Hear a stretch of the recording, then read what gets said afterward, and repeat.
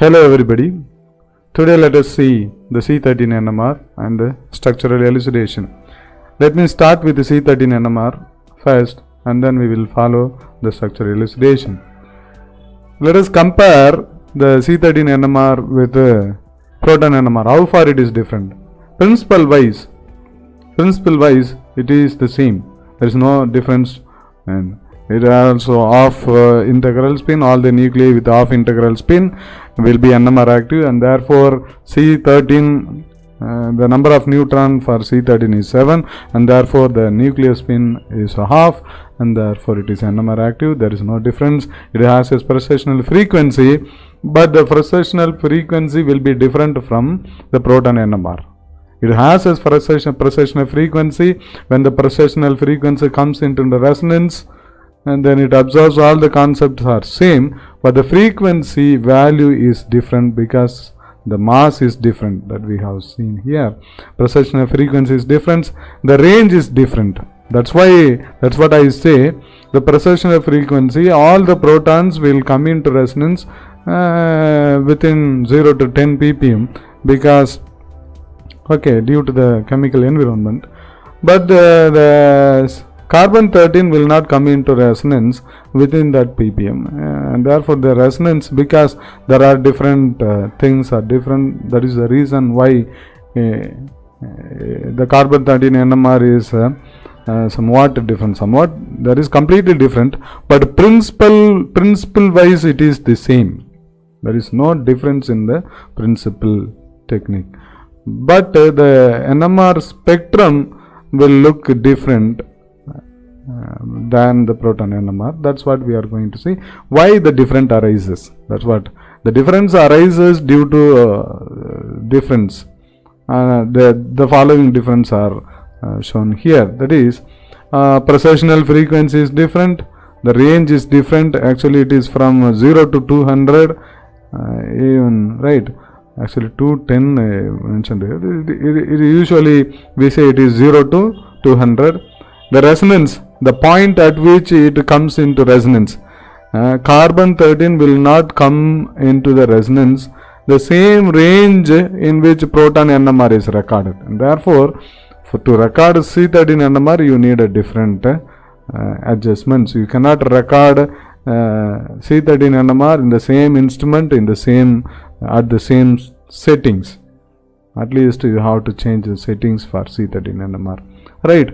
And therefore the resonance is different, since the frequency is different, and the nuclei coming into resonance also will be at a different level, and the natural abundance is different. This is a challenging part in C13 NMR, that is the natural abundance is around 1.1%. Therefore, if there is 100 carbon around among the 100, maybe one carbon is C13, all other will be carbon 12. Therefore, the natural abundance is a challenge in recording the C13 NMR spectra, and therefore it cannot be recorded as simple as proton NMR spectra. Usually C13 NMR spectra is recorded several times in order to get the spectra, because not all the carbons are C13. If you take one molecule, maybe all the molecule may be carbon 12, and sometimes one carbon, and therefore it is recorded several times to get the repeatedly. The sample will be scanned repeatedly several times to get an NMR spectra in C13, because you have to pick up the C13 in that particular carbon. That is the reason. And similarly, the gyromagnetic ratio, which is very important factor for the sensitivity of the nuclei towards the recording, and the gyromagnetic ratio also very small for NMR, and therefore I think you can see all these things in the useful links video I have provided. You can see all the values, gyromagnetic value, ratio value, and the natural abundance value, all those are given there. You can verify or you can see that video. But this is the reason why, though principle wise it is same, but experimentally and spectrum wise there are a lot of difference. And usually we record decoupled spectrum. in NMR. Usually we don't take coupled spectrum. And mass is different. Hydrogen mass and proton mass and carbon 13 mass is 13 times great, and that also plays a vital role. Let us continue. Then in carbon 13 NMR, there are three types of spectrum can be recorded. One is called decoupled spectrum. Usually when we give a sample for recording NMR, C13 NMR, if you don't mention anything, they will record as decoupled spectrum and will give you, right? If you want a coupled spectrum, then you have to mention. Therefore, when you give sample for recording, you have to mention which kind of spectrum you need. There are three types. One is decoupled spectrum, another one is proton coupled spectrum, and third one is a depth spectrum. There is depth 90, depth 135, and you can request for depth spectrum. That can also be provided. These are all the options in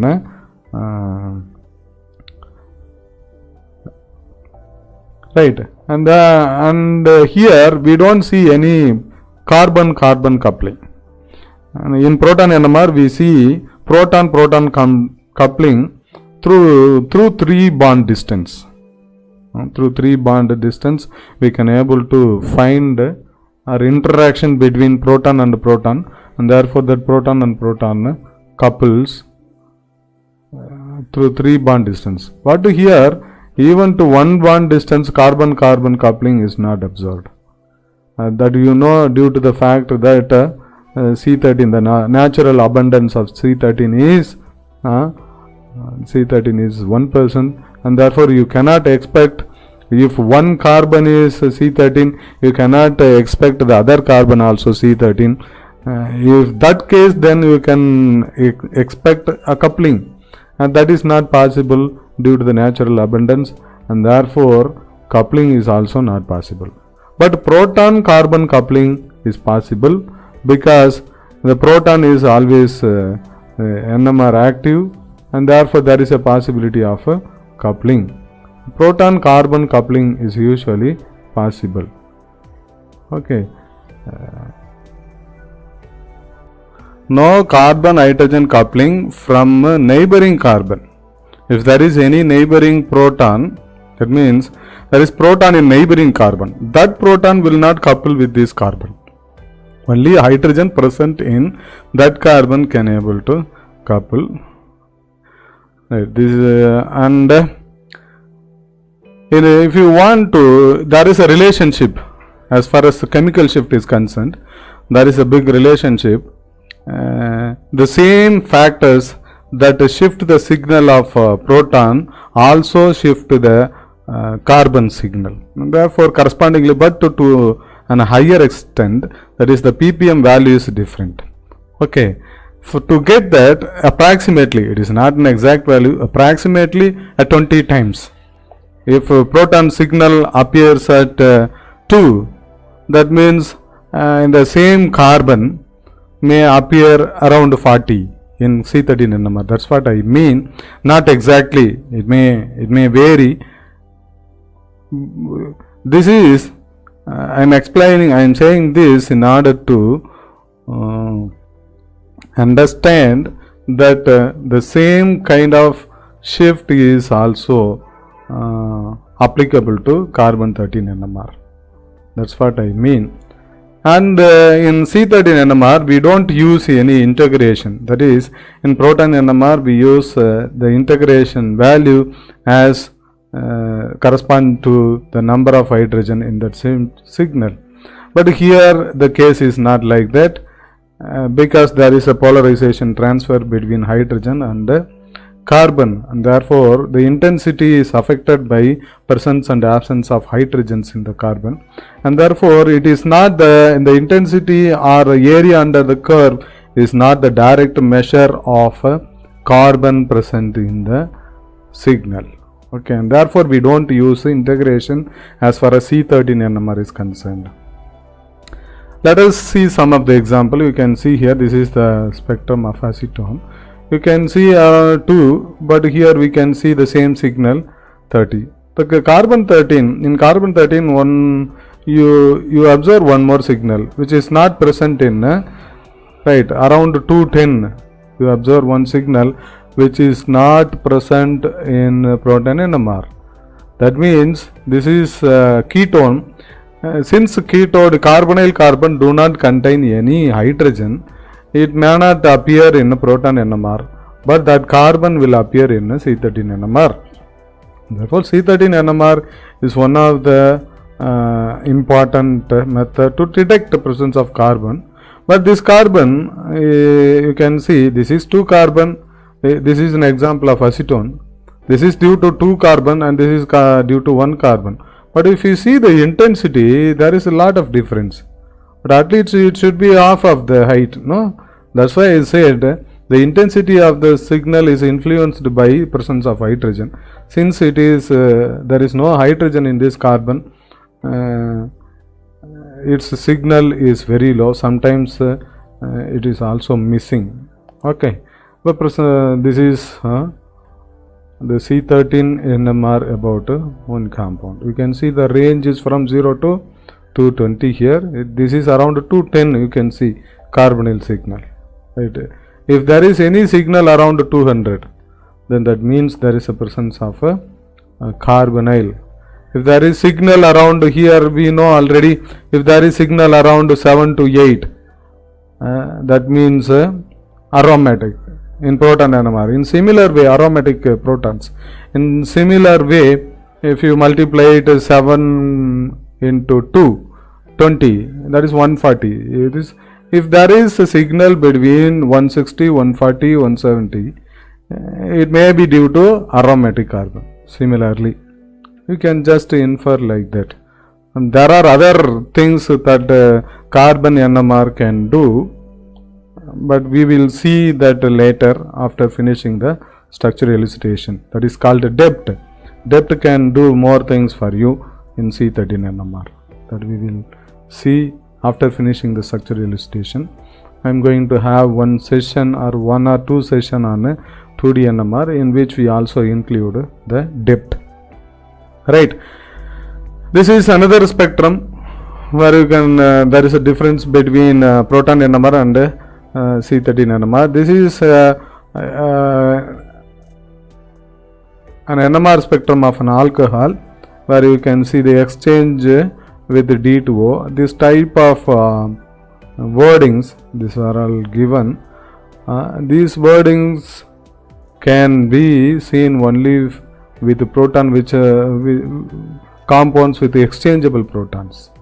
That is acid, alcohol, they do have this proton exchange with heavy water, and therefore if we have during heavy water, right, sometimes this peak may miss. If you record at low temperature, you may see the peak. If you record at high temperature, you may miss this peak. That's what is called exchange with D2O. Right. Okay, you can see here 1, 2, 3, 4 signals. You may forget about the multiplicity, but you can see here there are 3 signals, and you can have a corresponding maybe this peak is due to this, because the same chemical shift causes chemical factors that causing shift in proton NMR also causing the shift in the C13 NMR, and therefore you can, this peak is due to this and this peak is due to, and these two are same. You can straight away make a correlation. There is no problem. It is a guess, but this correlation usually works. But you can one thing you can see here. This is in this proton NMR you have 4 signals, but in C13 you have only 3 signals, because this OH proton, okay, OH, this is oxygen, which is since that contains only proton, which can be seen only in proton NMR. This signal cannot be seen in C13 because it records only carbon. It is not hydrogen, and therefore there should not be you should not expect an 100% match with the proton NMR and C13 NMR. These are 2 cases. In the previous case we have extra peak in C13 NMR, which is not found in proton NMR. But in this case, we have extra peak in proton NMR, but it is not found in. These are all possible.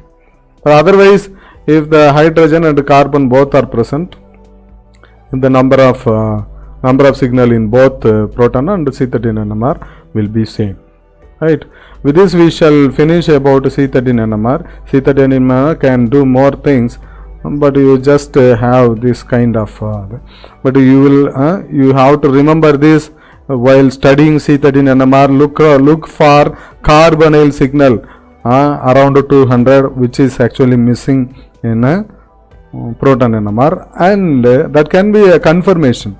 C13 NMR can confirm the presence of carbonyl peak at 200, which proton NMR cannot do. Even UV cannot do.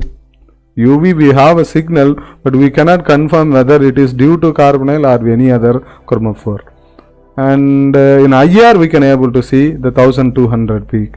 But if you get 1200 peak in IR, if you get any confusion whether it is due to CC double bond or CO double bond, if you have that doubt, go for a C13 NMR. If you have a peak at around 200, then that peak would be due to carbonyl. That you can make a comparison. For that it will be useful, right? And one more thing you have to remember: you should not look for any OH peak in carbon 13 NMR. Okay. With these very few things, you can just proceed with structural elucidation. We shall proceed with structural elucidation. Stay tuned for that. Thank you. Thank you very much.